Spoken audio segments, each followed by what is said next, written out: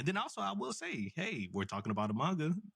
We don't do this often, but we're talking about one. There we go. Somehow I won this episode. I don't know. But the Minato manga, the Minato one-shot manga, I was happy to read it. One, because Minato, not necessarily my favorite character of the series. He is one of my favorites. I won't say he's like the favorite. Yo, what's going on, everybody? Welcome to the Gurren Otaku Council podcast. I'm Ace and X Million, and this is episode 55, where today we'll be discussing our trip that we're going to be taking to Dreamcon 2023, as well as we're going to be doing a season 1 discussion of Hell's Paradise, plus much more. But of course, before we get into all that, if you would like to join me and my friend McMillion as we discuss all things anime and sometimes manga, then please make sure you hit that like and subscribe button, as well as follow us on our social media so you can stay up to date on all things about the council. And with that being said, the council is now in session. Let the meeting begin. All right, everybody, welcome back for another week. Thank you guys for joining today's meeting. How you doing today, McMillion? I'm doing all right. How about you, sir? Doing great, doing good. All right, so excuse me. Before we get started, let's go ahead and get into our agenda here. The agenda is as follows, everybody. So we're going to start us off with council announcements like always, leading on to some weekly anime news as well. And then after that, we're going to head into a review of the Minato one-shot manga. And then after that, we're going to hop into a small brief discussion about our trip. We're going to be taking to Dreamcon 2023. And then after that, we're going to be giving out our weekly recommendations. So look forward to that as well. And then we're going to end it off with our Hell's Paradise Season 1 discussion. All right. With all that being said, for council announcements, everybody, we only got one. We just want to let everybody know that our episode 1 review of Zom 100 is now live and doing well, hopefully, on all your favorite audio only platform as well as YouTube. So please go and check that out and let us know what you guys think. And with all that being said, it is now time for GLC News, your weekly source for the latest anime news. So let's get into it. All right, Meg, I'm gonna hand it off to you. Go ahead and start us off. Don't start us off like last week now. Guys, guess you won't let me live it down. Don't start us off like last week. Don't worry, I got it. So, first order of news, we just got the announcement from Netflix of the second half of the Grudge of Edinburgh 7 Deadly Sins movie. Which will be coming here in a couple weeks, August 8th, so not too long. In about 2-3 weeks, I think, right? About 2-3 weeks. 3 weeks at the max, definitely, but about 2 weeks here. Yeah, so be on the lookout for that. I do believe we also did a review of the first part, so if you haven't seen it, go check it out. That we did. Preferably watch it on Netflix first, unless you don't care about spoilers. Then do what you do. But I remember enjoying the premise of the film. So I am kind of looking forward to seeing how I agree. Finish off. And it looks like they already resolving one of my biggest issues I had with the last film was the lack of the 7 Deadly Sins. But with the new trailer that they showed off, it looks like the sins are going to be a part of this movie, so that's going to be great. There we go. Yep. I'm gonna hand it off to Ace to talk about this one because I can't there we go. Because once again, we ain't gonna let him do us dirty. One Piece fans, where y'all at? We got some more One Piece news. So, these next 3 One Piece movies, One Piece Film Gold, Stampede, and Film Red are all coming to Crunchyroll this upcoming Thursday, which is crazy. So what is that? Let me get the exact date for you guys. I should have wrote it down. 26th, I think. I believe it is. That's the 27th.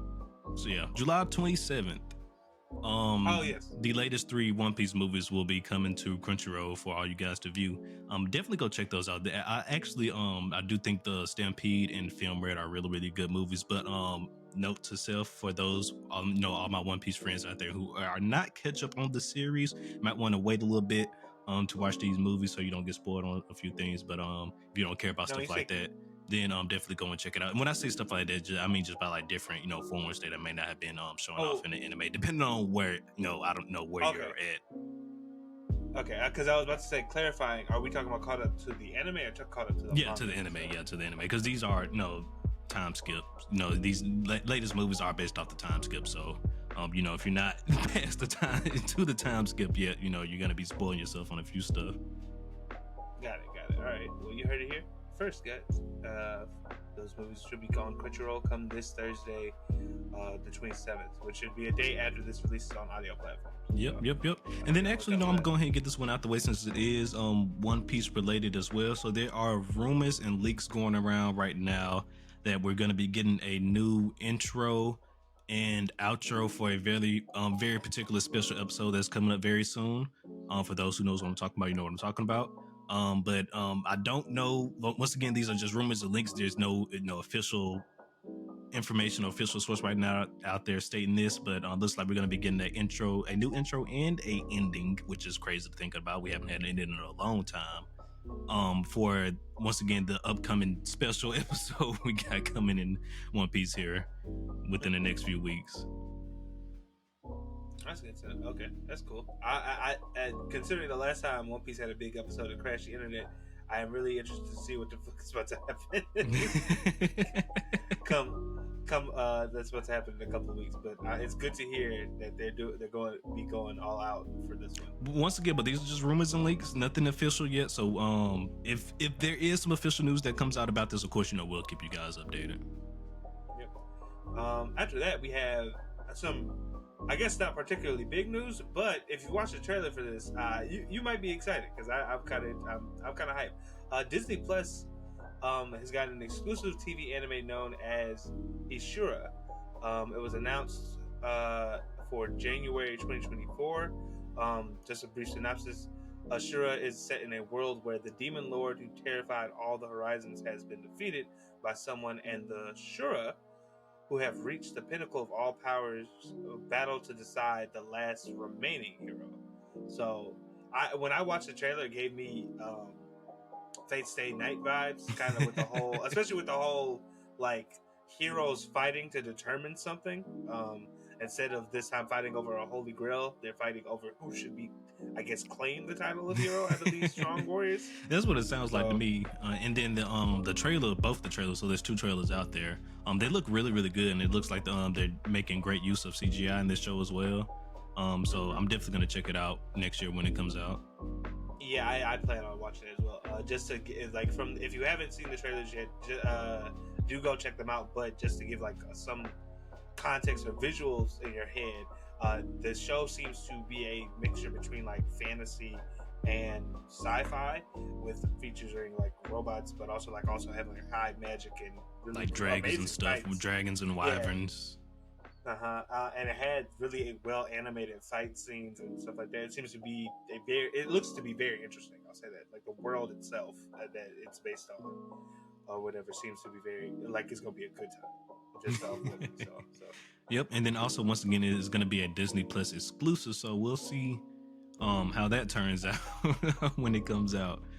But for our last piece of news here we got for you this week, guys, the time skip for the Boruto manga, the new part 2 of the Boruto manga has officially been announced. We got the name for it, Two Blue Vortex, and the series is set to return on August the 21st, as well as we got the reveal of Sarada's new character, visualization as well. Visualization, character design. There we go.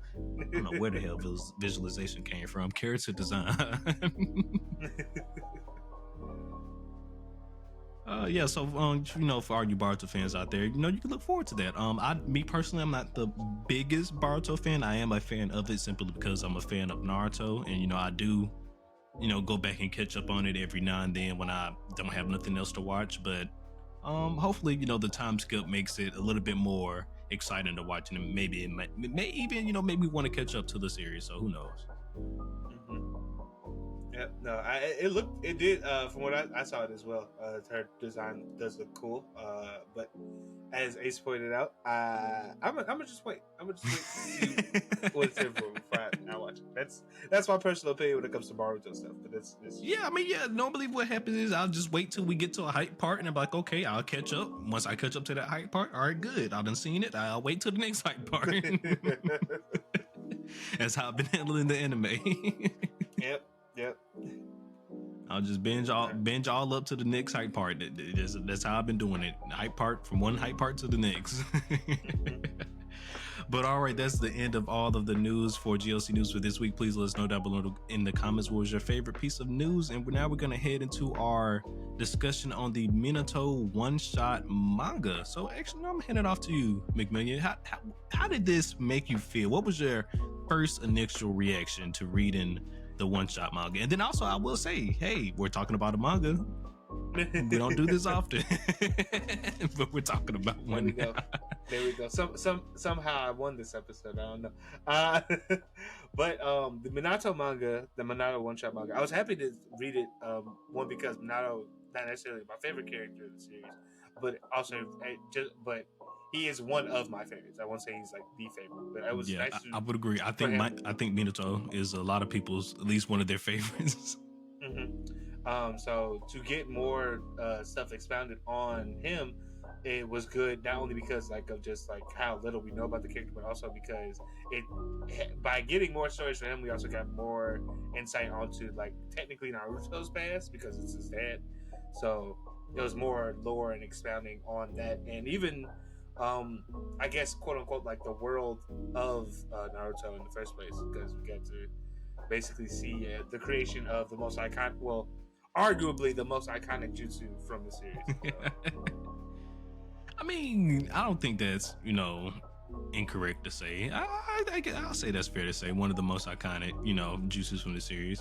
We can give it that. Well, no, I was saying I know it is one of the most iconic. For a second I was about to say the most iconic, but then I was arguably because I mean, well, no, I think everyone. Well, hold on, wait a minute. If that's your opinion, stand on it. Do you think it's the most iconic from the series? I don't know, because I feel like when you think of Naruto and you think of jutsus, you might, before you hit Rasengan, you might think Shadow Clone first, because for the while that was that was the thing, and I mean technically that is his bread and butter if we being real. Yeah, so I honestly feel like that might be the most iconic one out of it, at least just because that might be the first one that pops into people's heads. Yeah, because but after that, Rasengan. Yeah, because even if the Rasengan fail, he gonna pull out them Shadow Clones. Shadow Clones every time. So. He gonna pull out them clones. If nothing, he don't do nothing else. He gonna pull out them clones. No, I feel you on that. And that's where that was coming from. But, but no, the one shot manga, it was Kishimoto, that's his name, right? He did a wonderful job telling a nice little story about Minato. Everybody loves Minato, so of course we're gonna learn more about him. And this was more something along the lines of how everybody talks about they want a prequel series, about Minato and stuff like that. Stuff like this is what we want to see in said prequel series. Theoretical prequel series that doesn't exist, but stuff like this will be what we want to see in it. The creation of the Rasengan, how basically I guess you can say we got a love we did get a love confession from out of Minato, out of this manga, from him to Kushina. So basically now they're together after that point and going on from there. But yes, the creation of the Rasengan, specifically with it being how Minato wanted it to be a direct counter to the Biju bombs, I just think is wild. Mm-hmm. Yeah, I definitely think that was a pretty cool way to have it inspired, to have him create it. I also think to your point on getting a prequel series, this is part of the stuff I want to see, because when we got to see shots of Minato's team, and I was like, oh, it'd be cool to learn about them. We didn't really get a chance to in this manga, but if they ever decided to go back and show us, have a series dedicated to Minato, I definitely would be interested. Just based off this the one shot manga. Yeah, that was pretty cool.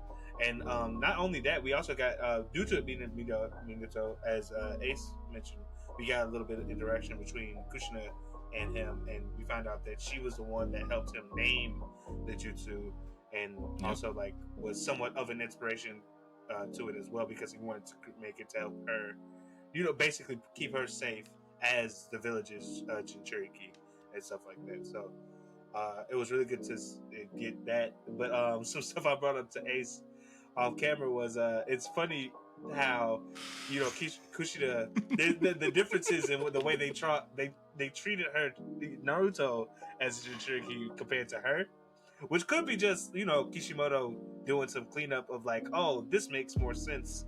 I've Yeah. had time to think about how Jinchurikis and stuff work. This makes more sense. But it's just funny. I was telling Ace like how, for instance, in the manga they show there's like a historical home or some type of home for the Uzumaki clan in the Leaf Village.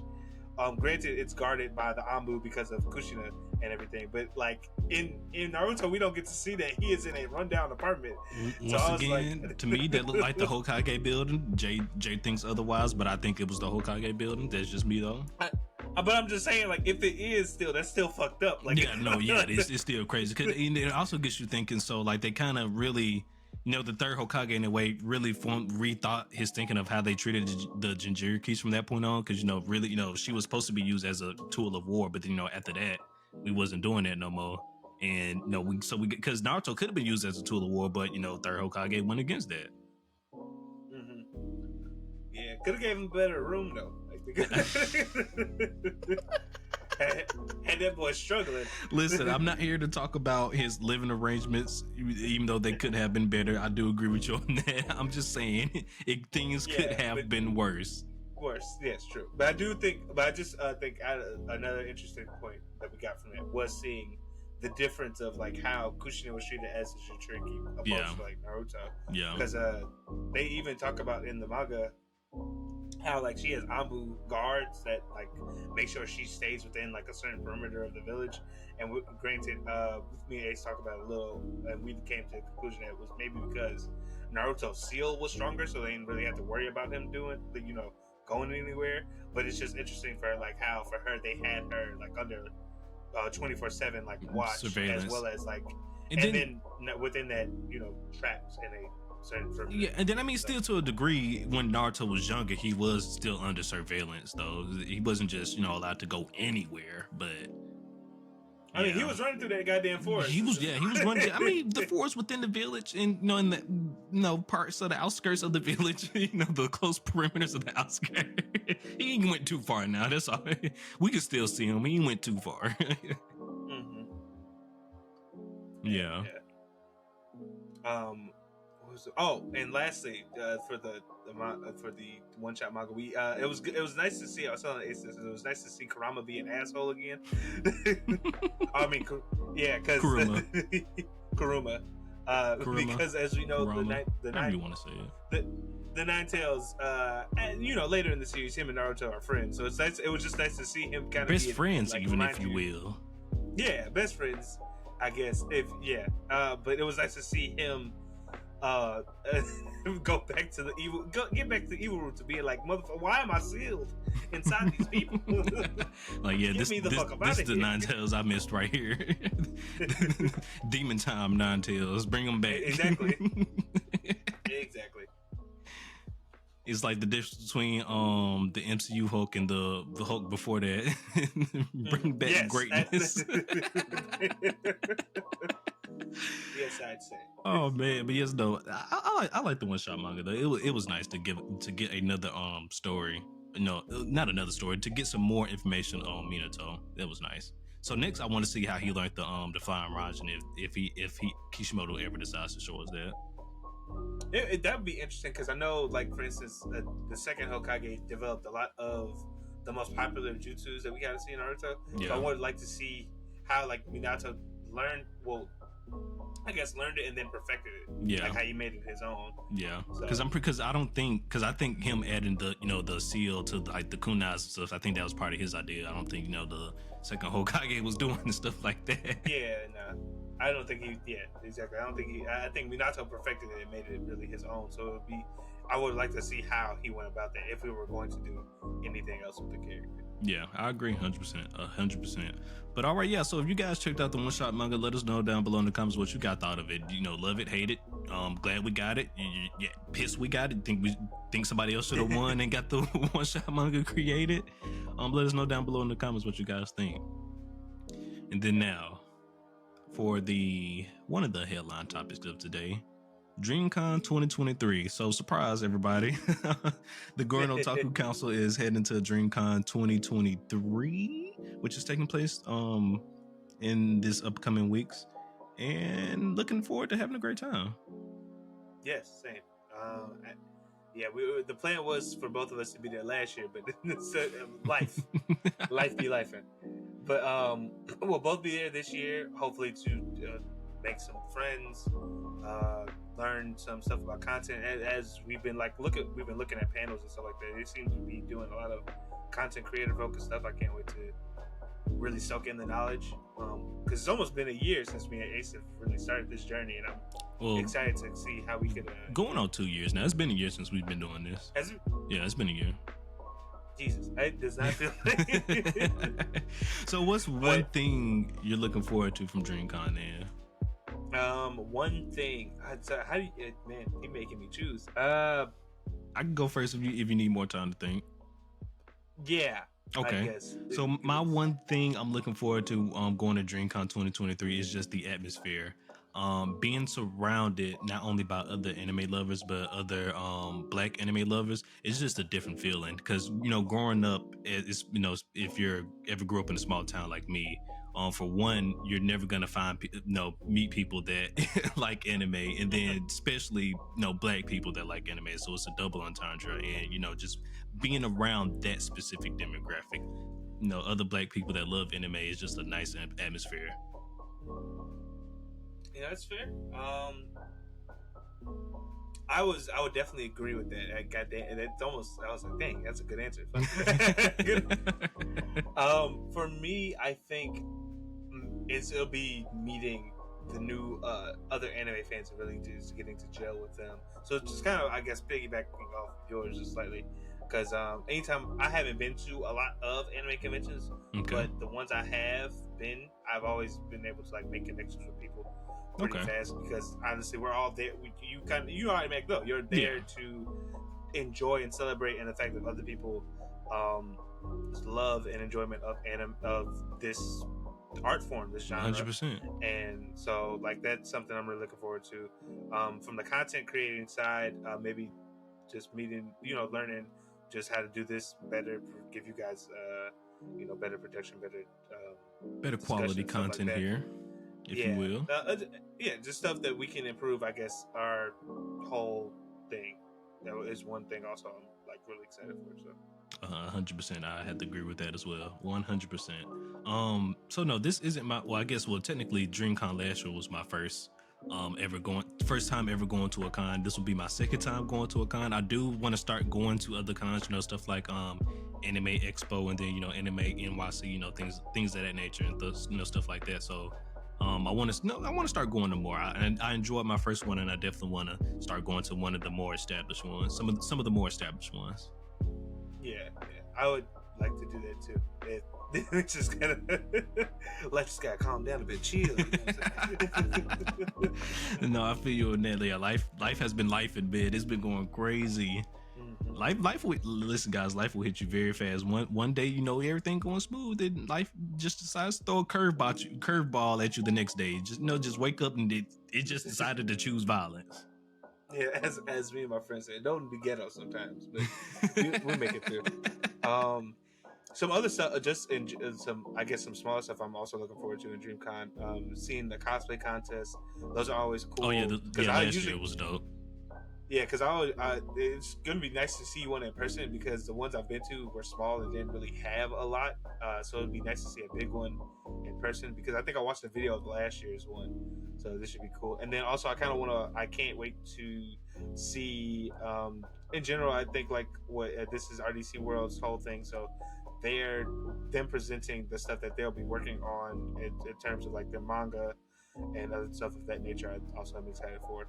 And although I won't be participating in the tournament, I am really interested to see the Guilty Gear and Smash tournament. I bet those will be fun. So. Yeah, the last year's Smash tournament was hype as well. I'm definitely looking forward to watching that one again. 100%. Yeah. And I had something on my mind, but I can't even remember what it was. It's okay. It might come back to me. It might not.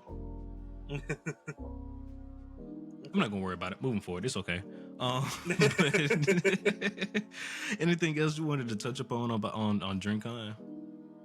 If you guys are watching and you happen to be going, you see us, don't be shy. Say hi.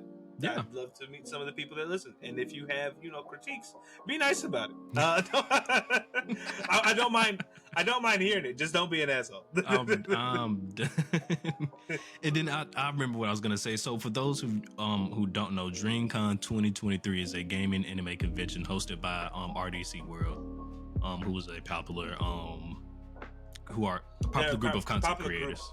Of content creators from YouTube, yeah, they are known for their love of anime, video games, things of that nature. Correct. So, yeah, if you guys know about it, if you're coming, please say hi. We'd love to meet you. Love to chat it up and talk shit about anime. We'll love to. But all right, that is the end of the Dreamcon discussion, and now we're going to be giving out our weekly recommendation brought to you via McMillion. Go ahead and take it away. So, this one is newer. I know usually weekly our anime recommendations are more so like on stuff that's past. This one is current.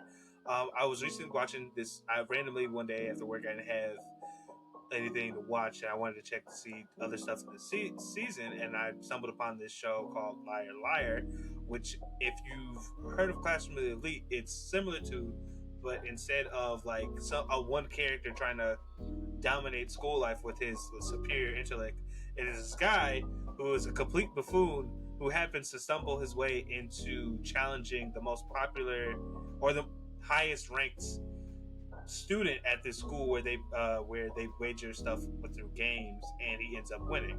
And he has to, because of this, the school faculty does not want to reveal that some nobody beat the best player, and so they decide to create this lie that he was in fact the highest ranked person at the school as a newcomer, and he has to keep up the lie constantly. It's hilarious. It's actually really funny. I've watched, I think, up to like 3 episodes is what's out right now, and I enjoyed it a lot. It's a very lighthearted type of show, but it's very entertaining. I definitely recommend checking it out if you're looking for stuff to watch this season. It sounded like it got similar things to No Game No Life and Kakaguri, how you was mentioning how they basically play games to decide stuff within the school and things of that nature. There's very similar things to both No Game Life and Kakaguri. Yeah, so basically, I would agree with that. It's just I think the difference is that, like, I don't think in Kakegurui where you become someone's slave, it's not like that. It's not like that serious. Yeah, but it does impact, I guess, social standing within the school. So they do have that in common. Okay. Well, sounds great. Once again, this week's weekly recommendation, Liar Liar, brought to you via McMillion. And all right, everybody, now it's time for the final headline of the day, the Hell's Paradise Season 1 discussion. And so, okay, well, all right, no, let's start off like this. So, McMillion, as our resident manga reader here, you read Hell's Paradise, and you got to see what it all has to offer. Do you think Season 1 has been a great adaptation so far? Yes, I do. I really do. At first I was a little bit. I think the animation was always great. I do think the animation was always great, but it wasn't giving me the same type of emotional points that the manga gave me. Okay. At first, until we got to the episode, I feel like most people probably where like stuff really changed, and that's when was it? Was it when old boy died? Yes, I think that is when when it grabbed me. Because at first I remember reading the manga, and I remember being real invested. And when I was watching the show, I wasn't getting the same feeling. And I'm like, what's missing here? Oh yeah, and then also before you go too far, the episode he's referring to is the episode where the student of the one master, samurai, not samurai. His name's Shion. I don't know why I can't remember his student's name. Yeah, but the student of Shion's, when he died, that episode. Mm-hmm. Yeah, I don't know why I can't remember the student's name, but yeah, when he passed away is when we started to get all of this. We really started to hit the emotional beats that I remember loving about Hell's Paradise. So gotcha. Okay, but other than that. I get you feel like they're doing Mappa's doing a great job so far of adapting Hell's Paradise. Mm-hmm. Yes, gotcha. I would say so. Got you. Okay, okay. Well, with that being said, then now I'm heading on into this. The intro. It was godly. One of the best intros Yeah. of the fall season, in my opinion. Wait, no, not the fall season. What was that? Spring season? There we go. My bad. Spring season. And I'm really upset because I've been trying to find this song so I could add it to my playlist, but I have not been able to find it anywhere. So if Really? for those who's listening out there, if you've been able to download the song and add it to your playlist, let me know where you downloaded from. Give me the sauce. I want it. Usually, I mean, not to break away from the thing, but usually Spotify is a good place to find anime like music and be able to download it. But yeah, again, you gotta have the Spotify account. That's the other thing. But okay, so I'm not sure how popular the manga series was, when it first started, going into weekly, rotation and stuff like that for Weekly Shonen Jump, but not a lot of people was talking about it when it was airing. Why do you think that? I think it could be like for the same reasons as what I was like saying at first. Like, I don't think it was hitting a lot of the. I still feel like probably if you watched it, you were grabbed by like the first couple episodes. You were grabbed by the first episode. You probably thought it was a good series, but if anything, you might have thought like there's something missing here, and I think they could have caused it not to generate as much conversation, especially with Hell's Paradise came that out around, was this last season or Yes, last season, yes. so it came out with Heavenly Delusional. Heavenly Delusional, what other was I think that was back during like Mashal, Heavenly Delusional, Demon Slayer, Oshinoko. I think I'm gonna be real. I think besides like the fact of what I just said, like the whole thing with it missing that oomph until like a certain episode, it also was probably just because what was out. What was out at the time? Like, some other big giants. Because Demon Slayer still dominated like every season. It doesn't matter what's coming on. Yeah, I was about to say, even though I honestly think like the Swordsmith Village arc isn't the strongest out of the demon, it's probably like the weakest arc out of the Demon Slayer, but it was still talked about a lot. It's Demon Slayer. It is palpable. It is a palpable show for newer anime fans and old alike. So yeah, it's really hard to beat that. So I think that might have been. I think that also really like got it from being in the spotlight. There was a lot of other big shows that was taking up a lot of the spotlight. So Hell's Paradise didn't get really that much time to shine. I feel you. I think for me personally, I really think one of the reasons may have been just due to the way the story is. So as you know, a lot of people die in this story very, very early on. So there's not really a lot of character attachment you can build to some of these characters because they're here the first episode and they're gone the next. And so we really didn't get, I guess you could say, a cast of characters until, like you started saying, about episode 6-ish, to where we got the characters that are stayed alive essentially from going to the island. And hell, before they even went to the island. Yeah, and then from there, you only get like 5 to 6 more episodes, which I mean is great if you were, which is still good, but it's probably not as good as it could have been for like presented with other shows where you get to a cast of characters and you kind of get to know them for a decent while before they get killed. Offed. But the whole thing with Hell's Paradise is to show you that this island is not brutal. Yes, so, that is brutal. Yeah, like you said, that's one of the main themes. Is like, hey, your favorite character, they might not be here for long. So appreciate them while they here. Yeah, so but I think when it comes back for its second season is when it'll probably like really shine, because a lot of the character modes that people are looking for is in the later half. As a person who's read, it does come later. Because I can once again, I haven't read it, but Macmillan have. But I can definitely see from like the stuff that we've seen so far, like with the fights and the tingers, I can definitely see there's at least going to be one dope fight that's going to pop off next in season 2 that's going to be talked about online a lot, because we basically all of our characters basically leveled up by the end of the season. Mm-hmm. And I'm pretty sure they're only going to continue to get stronger as they learn how to utilize Tao more and more. Yeah, basically. Which I think is a good segue into our next topic as far as as Hell's Paradise is concerned, which is like Tao as a power. Now, as a person, I just want to give like my thing 2 cents as a manga reader, and now I would love to hear like what you thought. As a manga reader, I thought that this was a very good power system, not probably the most interesting, but I thought it was good because it's very simple. It's very simple and it's very interesting because it's like the Tao is an extension of someone's life force, but it corresponds to an element. And I don't remember all of the elements. I know fire, water, earth is one. Oh well, I don't know if they revealed that yet in the show, but I guess it's nice to know though. It's nice to know though. Oh fuck! Oh, damn! I thought they did. But it's alright. It's just a small bit of information. You just letting people know about the power system. Okay. Well, I do think when we were talking about Hell's Paradise the first time, I did say that I think certain things respond to an element. But yeah, just so you know, Tao has elements within it. Okay. I apologize. You guys will get the full explanation in the anime. It'll be really good. My bad. But yeah, I mean, yeah, it's not like a big story spoiler, so it's okay. We're good. But I think Tao is really cool as a thing because it's kind of simple. It's attached to someone's life force. You either have this type of Tao or this type of Tao. Some are better than some are better than others. It's like Pokemon. Actually, that I would probably say so.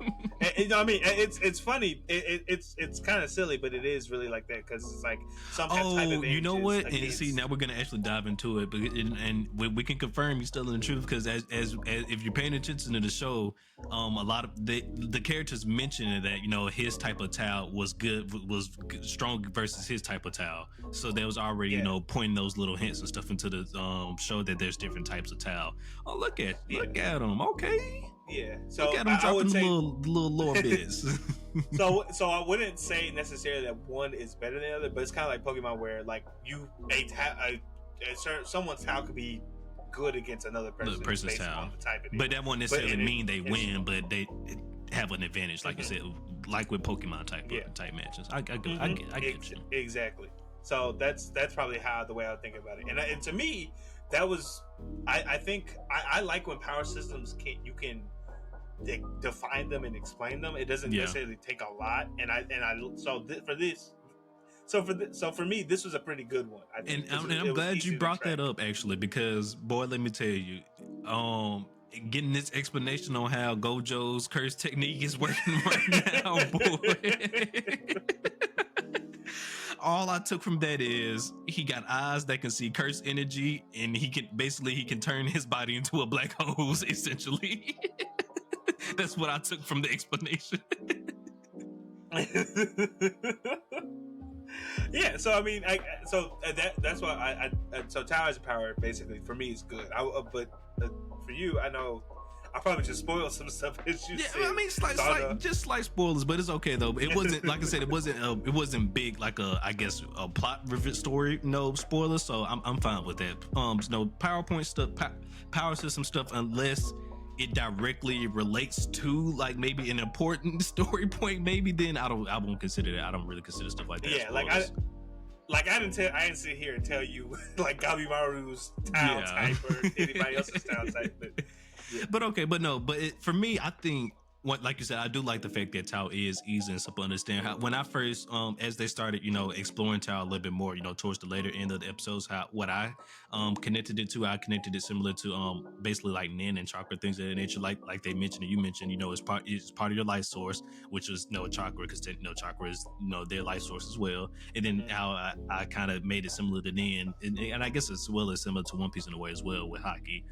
They can cover their body in the Tao as well and use it to attack. And then they can manipulate the Tao into different jutsus and stuff as well, which also once again Nin and chakra again once again. Yeah, like how in the last episode they demonstrated Tao can help you, how your senses of Tao can help you dodge and deflect attacks. And then also very similar to Haki, everybody has it, but only certain people can use it. Yep, exactly. You have to be more in tune with the forces of life. That's why like Shion, the master, the blind master, he could very well tap into it, because that's how he learned how to. When his eyesight left, that was his way of reconnecting with being able to sense stuff around him. Was Tao. So, yep. But no, yeah, I think it's nice though, and then I'm definitely looking forward to the small expansions on it, especially now we know that Tao can have different types of typings to it. So definitely looking forward to see them expand on that. I mean, I can kind of guess what Gabi Mara's Tao typing probably is, but again, apologies. I didn't mean to do it. It's okay. I did not. We good. And it's crazy though because we actually had a discussion about this because before we started recording just to make sure he wouldn't spoil anything during the discussion. I really thought before the big boss fight they had explained it, but I guess I was wrong. Like they dropped hints at it. They didn't explain it, but they have, like when you mentioned it and I went back and thought about it, they have dropped hints to it. Okay, well, but they haven't yet. But they haven't fully explained it yet. To the people that are watching or listening that may have wanted to wait, I do apologize. Oh my god. Oh man, but it's okay. But so favorite season 1 character. There we go. Give it to me. For me, it was, oh man. For me, damn, it's so hard. I'm trying to separate them from the shit I know they do later. To when I originally first encountered them, I think it would have to be a tie between Gabimaru and Shion, the blind master, because Gabimaru won because he's such a different type of character to me. We normally have like the brooding ninja type of dark person, but Gabimaru's whole thing is like, I don't give a fuck for this shit. My wife. Which I think is just, I just think that's different because we don't normally get a character that's just like, fuck all this. I'm here for one thing and one thing only. It's to get back to my wife. That's the other reason I'm here. And then Shion's master I liked because he I think the spectrum of like characters, like him being kind of like a guiding force of like a voice of reason among these people who seem very like rigid in their ways. Okay. Like how he was different, like when Tenzin had told him he intended to save the girl he was technically supposed to kill. Was he didn't, at first he was like, what do I want to say, cautious about it, but he trusted in his students' instincts and stuff like that. Unfortunately, it did not end well. But it did not end well. Actually, I just gotta say this real quick. So we touched upon that scene a lot in this discussion. That scene didn't hit me as hard as I think it hit everybody else. I don't know why, but it just didn't. I don't know. For me, I think that was the turning point. For me, that was a really, I don't know. When I was reading it, it hit pretty hard. Watching it, I can't know if I fully have an opinion on it because I don't know if I can separate my initial feeling from it to when I saw it in the anime. But it's still, and to me, it's just I think it just represented more so the fact of like what this island at the end of this, will all these people walk away? That makes people question that, and then also just kind of like it doesn't matter if you came here as a samurai, as a criminal. At this point, we all got. We're all in this together. Yeah, no, I feel you. Hey, yeah. fuck titles. Listen, it's us versus them. Yeah, we discovered that there's basically demigods on this island. We have semi-immortals on this island that we have to deal with. All right, we got a boss up and pull this shit together. Why do I hear boss music? Yeah, we got. Is that a fog door? Do I see a fog? We got a common enemy. You see that over there? All right. I called you in for backup. All right, so let's do this. Me and you. Let's reconcile our differences. That right there, that's the problem we got to take care of. Yeah. 100%. Well, no, I think so. My favorite character would have to either be between, like you said, Shion or Sagiri. And I think I feel maybe leaning a little bit more towards Sagiri, simply because I feel like she's becoming since they're talking a lot about yin and yang and stuff in the show. I feel like she's becoming Gabimaru's yang to his yin, if you will. Yeah, I agree. Shigiri is a very close. I guess if you say like Gabimaru, Shion, like Shigiri's like right there. Cause I usually I'm very fond of characters that are the ones that develop that have like a lot of growth and development.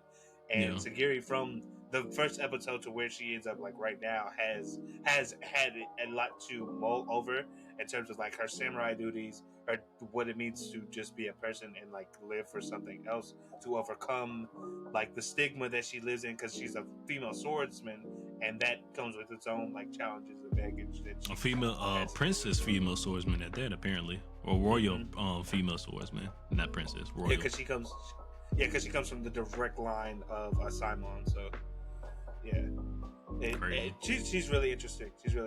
And she's definitely a character to keep your eye on as the series develops.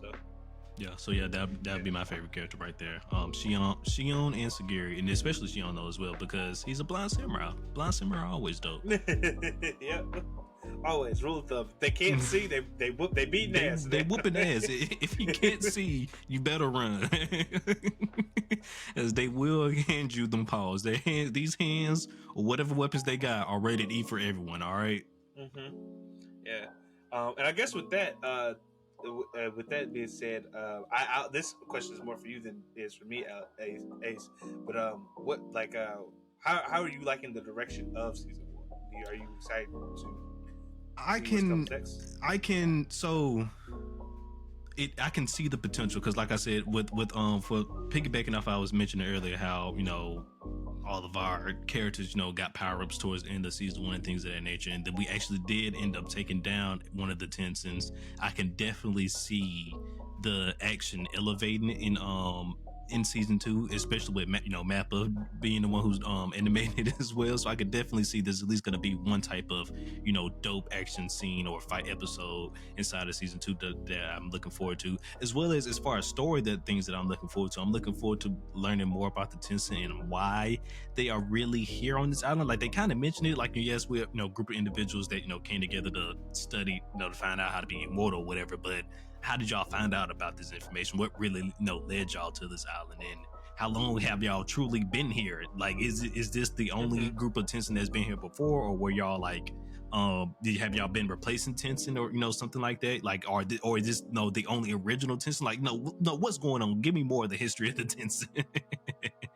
Definitely don't know what's going on with there. And then technically, like, is what we've seen so far. It looks like they run things as a council, but as far as we know, at least anime only, there could be one true leader of the Tenson, leading everything, that we just really don't know about yet. But I'm loving it. Just know I want to learn more about the Tenson, what's truly the reason why they're here, and definitely, looking forward to see more of the action in season 2.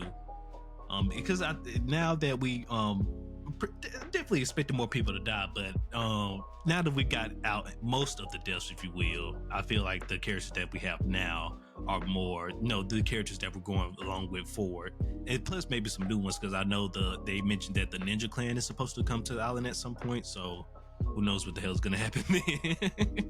Yeah.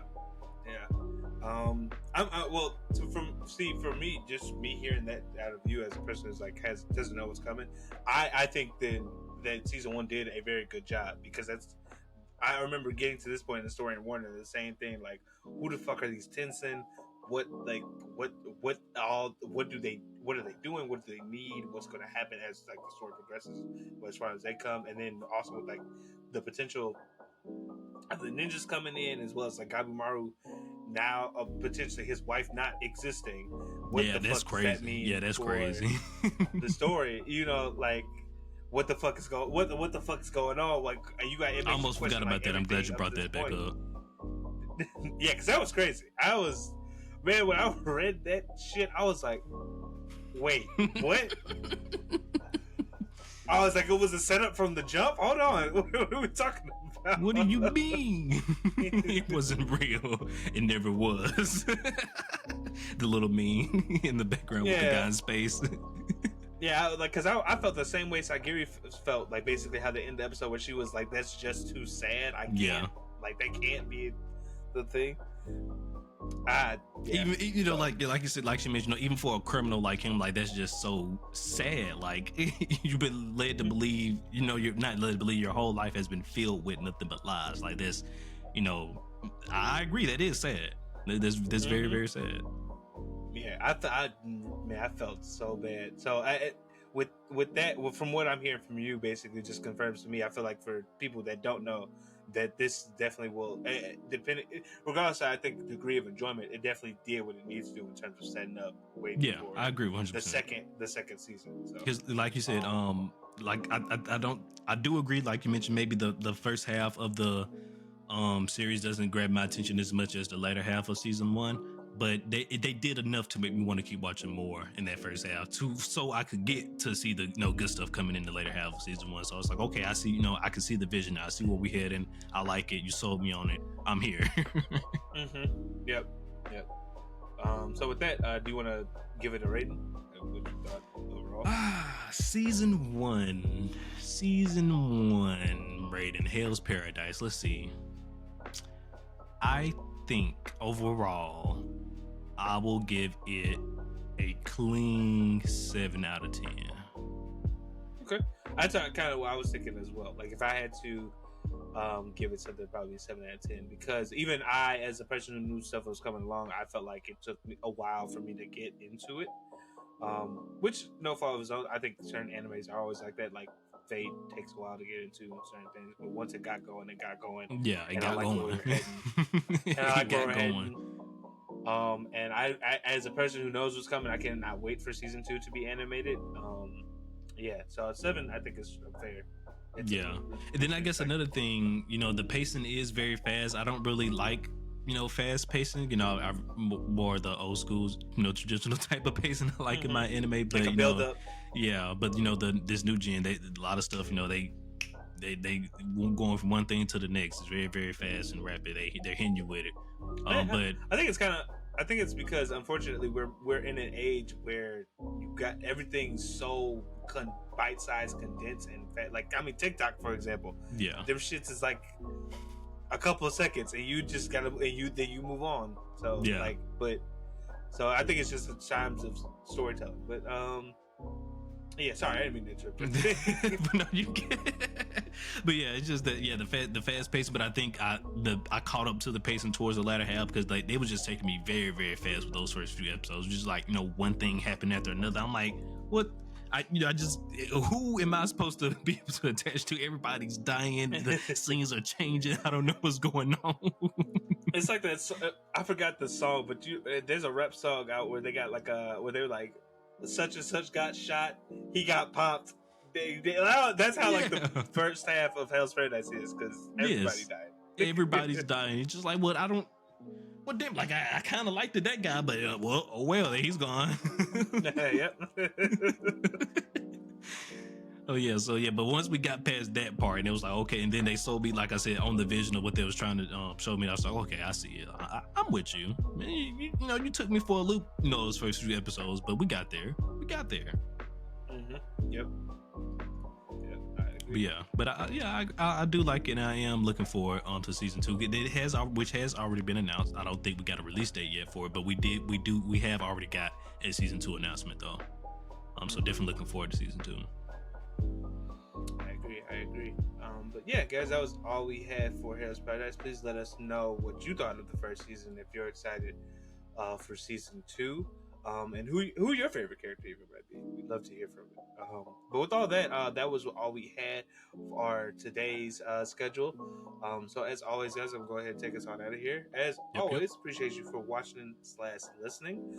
For the audio only listeners, please consider giving us a review, sharing us with your friends. Helps the channel grow, helps us grow in terms of the content that we give you. If you're on YouTube, like, comment, subscribe, all that jazz. We would definitely love to hear your thoughts on anything we discussed this episode, as well as consider giving us a sharing us with your friends. Helps us grow, helps you share good content.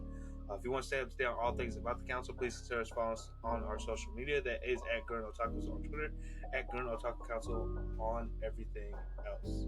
And as always, please enjoy the rest of your day / your week. Enjoy this wonderful anime season we have right now. And if you're coming to DreamCon, see you there. This is Gurren Otaku Council saying, meeting adjourned. Peace.